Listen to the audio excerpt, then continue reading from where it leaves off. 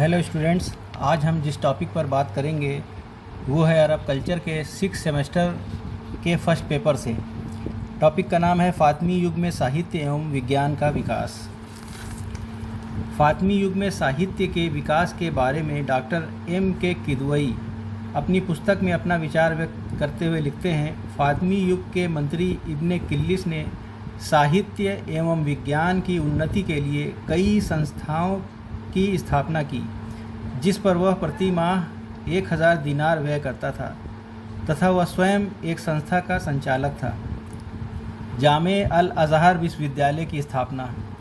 मस्जिद जामे अल अज़हर की स्थापना भी इसी युग में हुई, परंतु इस समय के विद्वानों ने केवल फ़िक़ह की ही शिक्षा पर विशेष जोर दिया, अतः शिक्षा का क्षेत्र संकुचित हो गया था और दूसरे विषयों की ओर ध्यान न देने के कारण शिक्षा का बहुमुखी विकास रुक सा गया था।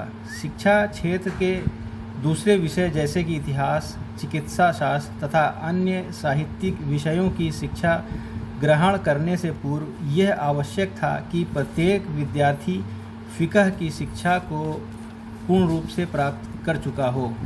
फ़िक़ह की शिक्षा को इतनी अधिक महत्ता दी गई थी कि काजी पद पर नियुक्ति भी ऐसे व्यक्ति की होती थी जो कुरान व हदीस की शिक्षा के साथ साथ फ़िक़ह में भी ज्ञान प्राप्त कर चुका हो। फातमियों ने सर्वप्रथम सन 1005 में दारुल हिकमा या दारुल अल इल्म की स्थापना की थी, जिसे खलीफा अल हाकिम का संरक्षण प्राप्त था। Doctor M.K. किदवई के अनुसार जौहर शिकली ने एक बड़ी मस्जिद का निर्माण कर उसका नाम जामे अल अज़हर रखा था। ये मस्जिद जामे कबीर के नाम से भी प्रसिद्ध है। खलीफा मुइज़ के उत्तराधिकारी ने भी इस मस्जिद के साथ एक बड़ा पुस्तकालय एवं मदरसा स्थापित किया। इस संस्था को स्थापित करने का ध्येय धार्मिक शिक्षा का प्रसार था। फातमी शासक शिया मतानुयायी थे, अतः इस संस्था में उक्त धर्म से संबंधी शिक्षण व प्रसार के कार्य का आयोजन किया जाता था। एक प्रकार से जामे अल अज़हर की स्थापना राजनीतिक दृष्टिकोण से ही की गई थी, ताकि मिस्रियों के शाफ़ई धर्म का खंडन किया जा सके तथा उनके प्रभाव को कम किया जा सके, जिसे स्वयं इमाम शाफ़ई ने अपने जीवन के अंतिम क्षणों तक फैलाया था। जामे अल अज़हर विश्वविद्यालय की उन्नति के लिए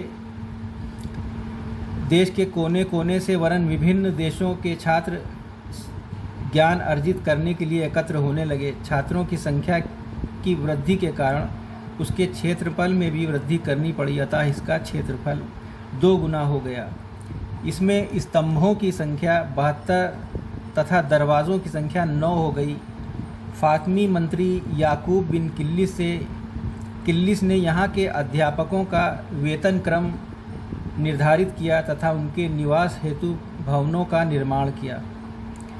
खलीफा मुइज़ के काल से लगभग 200 वर्षों तक जामे अल अज़हर शिया मत का मदरसा रहा। सलाहुद्दीन अय्यूबी ने अपने काल में वहाँ के पाठ्यक्रम में परिवर्तन किया, क्योंकि वह अपने विचारों के अनुसार जामे अल अज़हर में शाफ़ई धर्म को प्राथमिकता देना चाहता था। उसके काल में अब्बासी शासन का नियंत्रण मिस्र पर बढ़ने लगा था, अतः उन्हें प्रसन्न करने हेतु सलाहुद्दीन ने चारों सुन्नी वर्गों के अनुसार शिक्षा का प्रचलन प्रारंभ करवाया था, जिससे इस मदरसे की ख्याति और बढ़ गई और विभिन्न देशों से छात्र आकर फ़िक़ह, हदीस, अरब साहित्य एवं व्याकरण, गणित, ज्योतिष विज्ञान तथा चिकित्सा शास्त्र की शिक्षा ग्रहण करने लगे। यहाँ पर छात्रों को शिक्षा, भोजन व निवास व्यवस्था निःशुल्क थी। इनके अध्यापक अपने क्षेत्र में विशेषज्ञ होते थे तथा छात्रों में से बहुत से ऐसे विद्वान हुए जिन्होंने मध्य युग में सबसे अधिक ख्याति अर्जित की। जामे अल अज़हर में होने वाले व्यय प्रारंभ में तो बड़ी बड़ी चल व अचल संपत्तियों के वक्फ पर आधारित थी, जिनमें निरंतर वृद्धि होती रही। बाद में समस्त शासकों ने इसमें आवश्यकता अनुसार सहायता करके उन्नति के पथ को प्रशस्त कर दिया।